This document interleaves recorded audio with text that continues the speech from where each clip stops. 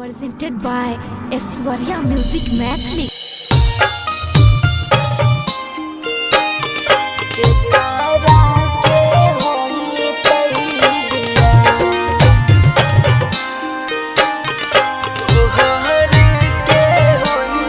अभी आप सुन रहे हैं उषा यादव और मोनू माइकल की आवाज में। मुरली पहाड़ पर बाबा के करबा जलवा जई हो, के करबा जलवा जई हो, के करा के होई तई बिया,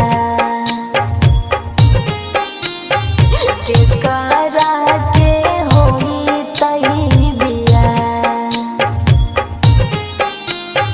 मुरली पहाड़ पर गई बेटी तोरे बाजन बाजोगे, तोरे बाजन बाजोगे, तोहरे के होई तो बिया,